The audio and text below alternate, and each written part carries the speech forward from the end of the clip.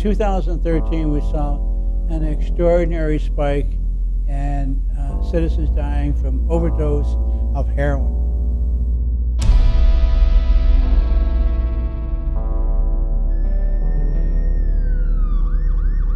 The next year, in 2014, 235 died.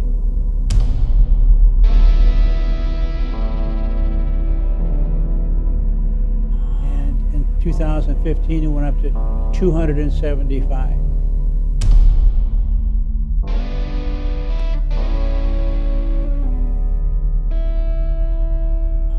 For the first 4 months of 2016, we've seen over 180 individuals die from heroin-related. We continue at that pace, we'll hit close to 450, moving on 500 fatalities of heroin in this county. That's not a little bit increase. We call it a epidemic. I'm calling it a tsunami.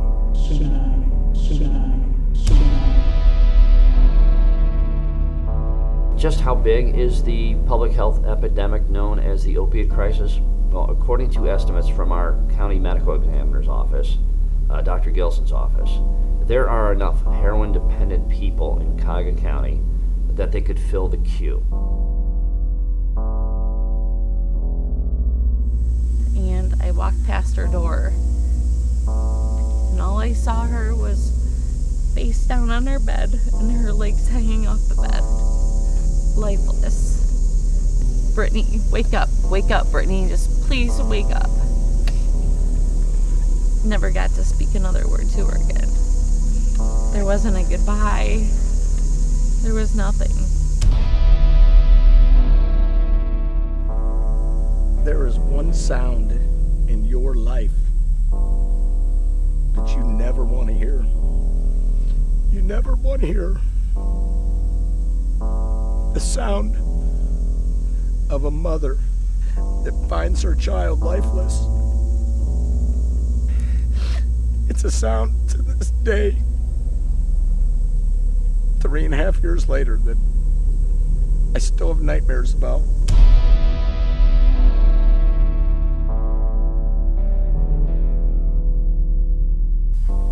And one day I was calling him and I was texting him and I was getting no response. And after work I had called him and he answered and he's just like, Mom, he's like, I have to call you back, I'm busy. I'm like, are you okay? Yeah. His last words to me were, I love you, Mom.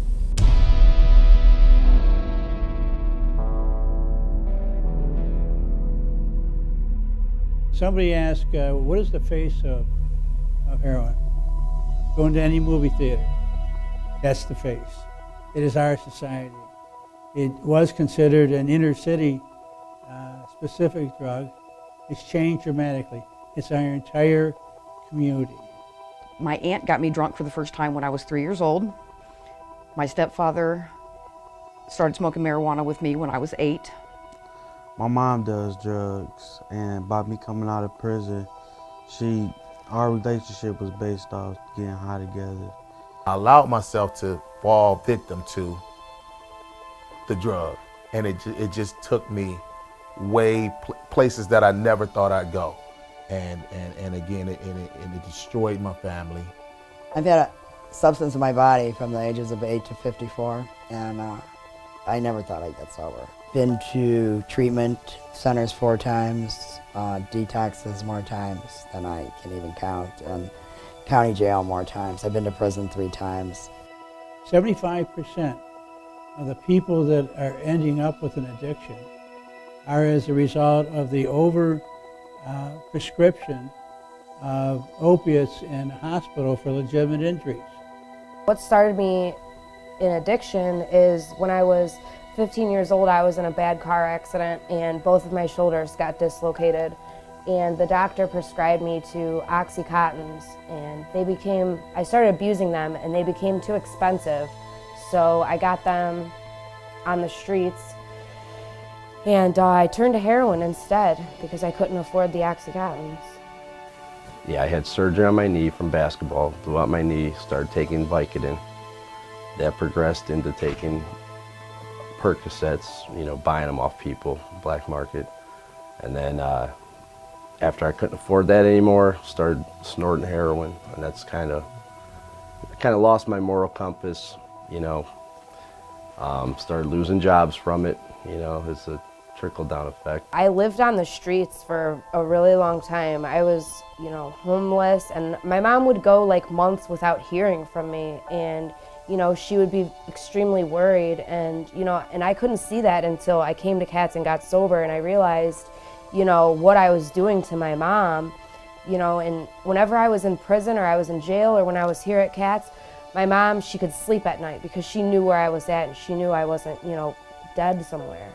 So they packed me up and sit me in the room, and next thing I know, this lady's coming to get me saying, no, you're going to CATS. And it was like, thank you, Jesus, because I need help. You know, when people ask me what keeps me awake at night, what comes to mind is heroin and opiate addictions, just because it's so difficult to deal with. We can't arrest our way out of the problem. We've got to do a better job with education. We've got to do a better job with treatment.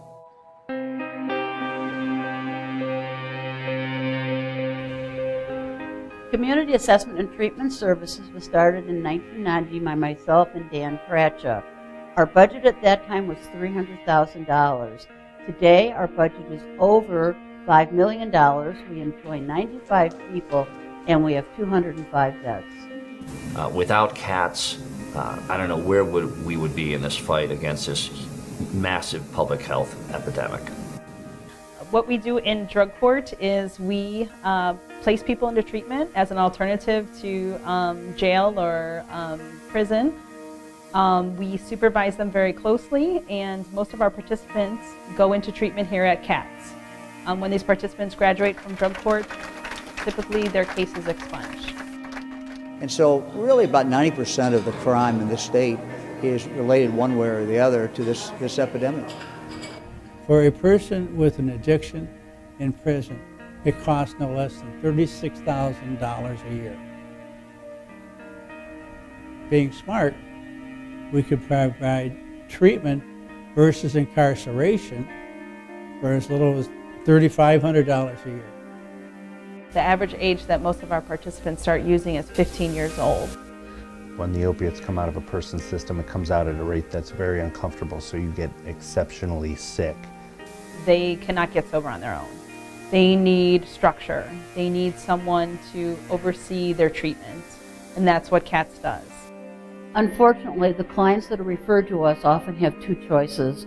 One of them is to embrace treatment, go through our programming, and we give them hope that life can get better without drugs. The other client is the type that decide to walk out the door, they can handle it without treatment, and it's not a week that goes by that one of these people haven't passed away. So it's very devastating to all of us here. Yes, I think it's more beneficial. Housing people in a cage is not teaching them anything. Animals belong in cages, and sometimes people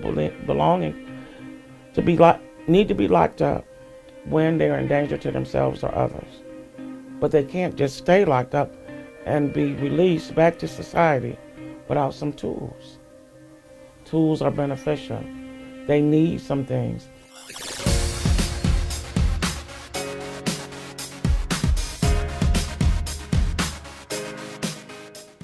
At CATS, we very strongly believe in the potential of recovery for everybody. All of our treatment services is rooted in the idea that every single person, by just the nature of their humanity, has the potential for recovery, that they can get better, they can make better choices, they can learn to be happy. Recovering from addiction is a very difficult thing to do. Many of our clients have to change their family members, their friends, the place where they live, everything that was very familiar to them. And CATS is able to give them the tools they need to start that process. We try and keep them engaged in all kinds of activities, so they're not just focusing on, I'm an addict, I'm locked up, and now I have to get through this program as quickly as possible so I can move on with my life. We try and keep them engaged so they've got a little bit more incentive to stay with the program, and it doesn't feel as much of a punishment as they oftentimes come into the facility feeling. I had a client call me on the phone the other day. Mr. Nita, I just wanted to tell you I got 6 months. That gives me hope for the next one and replaces that sadness of one that has died. Because we have to keep ourselves in the moment, because a lot of them died, that we got to remember that one. If we help just that one, then we are successful if it's just that one. So it's nice to work at a place that looks at people as human beings as opposed to criminals or addicts. Nobody starts out saying, I want to be a drug addict, I want to be a criminal. And what I like about CATS is we give them an opportunity to get back on track and hopefully turn their lives around, become productive members of society. To hear that somebody is willing to sit there and tell you about them, which is different than when they came in the door. That they've taken off those other handcuffs. Not the ones that the courts put on you, but the invisible ones that the addiction has put on you, and they've taken those off.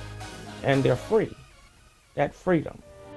CATS taught me how to grow up, you know, how to be responsible and get a job. They helped me learn how to think out before I get high, like think about what's going to happen to me next if I do that. So meeting them where they're at, letting them know there's still hope, whether you've never had a job to having a job. If you have some skills out in the streets, then you can use them right now. You just have to use them differently. We also offer a culinary arts program here through the CATS Kitchen, and if they complete that program, they get a certification and they can move on to the Edwin's Leadership and Restaurant Institute. Edwin's began from a break I received when I was younger, and I was young and had a ton of energy, and ended up getting in trouble.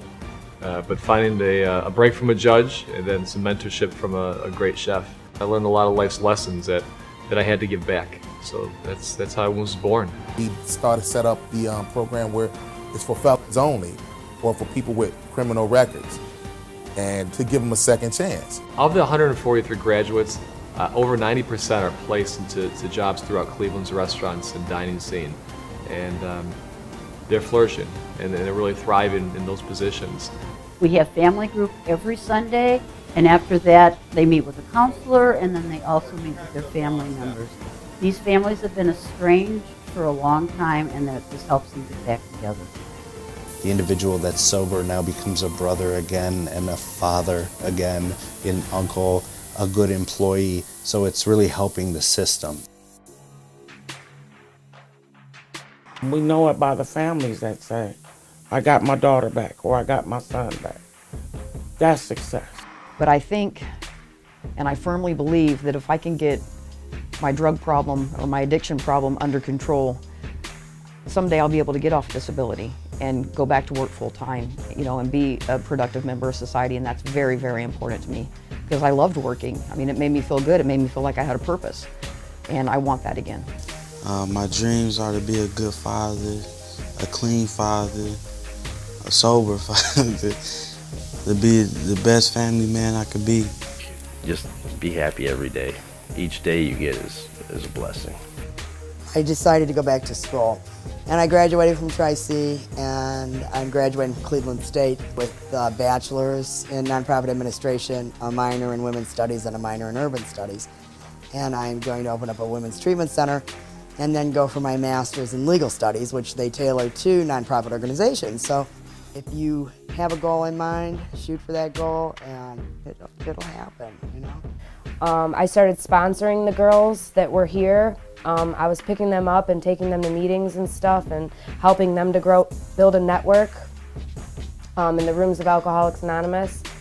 And so they knew I was doing the right thing, and they knew I was doing really well. So they asked me to come work here, and it's amazing to be working here. This is where my passion is. This is the place that saved my life. And once you've got hope, you got something to look forward to. Without hope, you just got nothing. And there was many moments of hopelessness. and then you just get that moment of sanity. You get a little clarity, and you have to act on it, and you have to act fast because the window really isn't big. Life is good. I'm a responsible member of society, and I pay my taxes. I had to file taxes for the first time ever because I never had a job. I actually enjoy paying bills because it give me a sense of I'm doing the right thing. You know, that's good. The opioid epidemic has been devastating to Cuyahoga County. It's very, very expensive to fight, and we need a lot of programs. Unfortunately, we have a lot of demand for those programs, but we just don't have the money to fund them. We at CATS are very good stewards with the funding that we receive. Our administrative costs are roughly 7.6%, which means nearly 93 cents of every dollar brought in goes directly to treatment services for the men and women that we serve here in Cuyahoga County. Those funds serve to make these individuals healthy and whole again and return them to becoming productive members of society. You know, organizations such as CATS are so very important as we look at how we deal with this problem. You know, working with the Department of Corrections, for example, working with drug courts. You know, you have to take a holistic approach. And groups like CATS really play an integral part in coming up with solutions for these individuals who are addicted. The expansion of programs, offering employment programs and more opportunities for people to reintegrate back into their community is very big, and we can't do that without the help of foundations and corporations and individual donors. CATS has 205 beds today. We could easily double that. That is how great the demand is. And we could equate it, more beds saves more lives, period.